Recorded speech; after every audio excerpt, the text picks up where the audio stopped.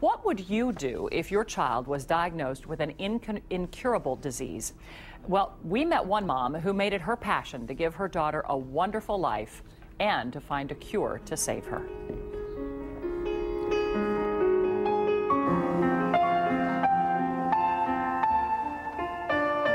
She's got a smile that can light up a room, that can, if you're feeling down and you see her smile, you will not feel down anymore. She will make you happy.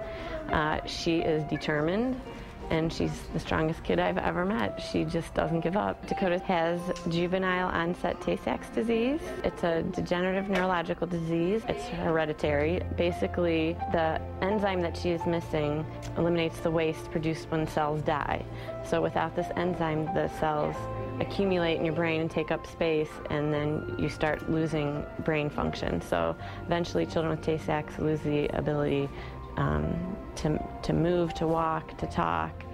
They have trouble swallowing. They start having seizures. There we go. When she was born, she was just like any other baby. She hit all her milestones pretty much on target. You know, she walked fine. She talked pretty well. She ate and drank. When she was started preschool at 3, I noticed that she was a little slower than some of the kids, didn't get things quite as quickly. So I was told by her doctor to have her evaluated at the school. So we brought her here to the school, and they told us, yes, she's stuttering. They gave us some things to work on with her and said, you know, come back in a year and we'll reevaluate her. By that time, I just felt like she was really behind compared to the other kids. She wasn't starting to write yet. She wasn't able to cut with scissors. We eventually got to a doctor who diagnosed her with the Tay Sachs disease. And that came about because not only was she behind, but she started losing ability. She was regressing. She wasn't walking quite as well. Even, like, you know, she could count and knew how to spell her name, but even that was kind of, she was losing it and would forget things, how to do things. The day of the diagnosis just pretty much changed our life. I mean, you go through mourning almost, it's like you've lost your child already, because all you can think about is everything she's not going to be able to do, and when is she, you know, the diagnosis is terminal. We know she's going to die, so all you think about is when, you know, how long do we have? What can we do to make the best life possible for her? We try not to dwell on the negatives of this disease and just take it day by day and enjoy all of Dakota's fun moments. The challenges are, you know, going places. She doesn't walk by herself. She needs assistance.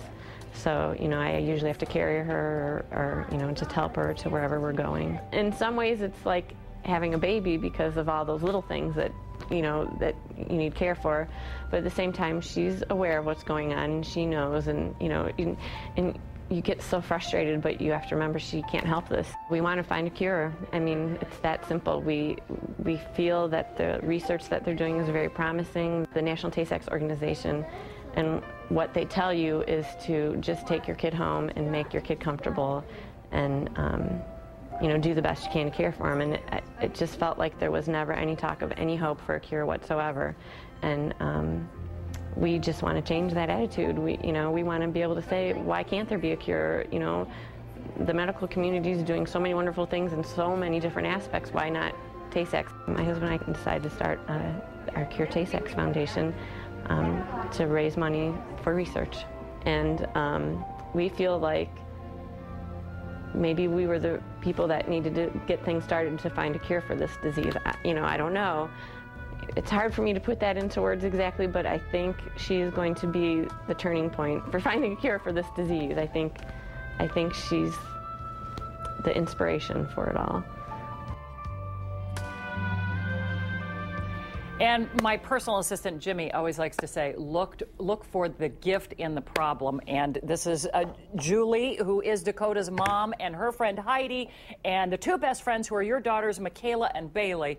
And you have looked for the bright side. Yeah, we try. We try to stay positive. Yeah, how's she doing today? She's doing good. She's about the same as in the video. She's not talking a whole lot right now, which is, you know, a little disheartening, but she's still smiles and happy and giggles and laughs, and she enjoys life right now. So. And so you decided not to just sit back and take this, but do something about it, and that's how you began the Cure Tay Sachs Foundation, right? And everybody's involved in this. Absolutely. Is that right? Yeah. Well, yeah, it starts with other families that have children with Tay Sachs, And we went to a Tay Sachs conference and found out there's all this great research and not a lot of money going towards it, and we decided to make a change. And speaking of money, didn't somebody here raise a lot of money? Yes.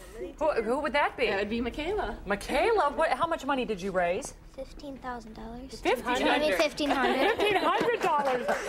Very nice. And how did you do that? I just really care for Dakota and her family, and I asked my family if they'd like to help.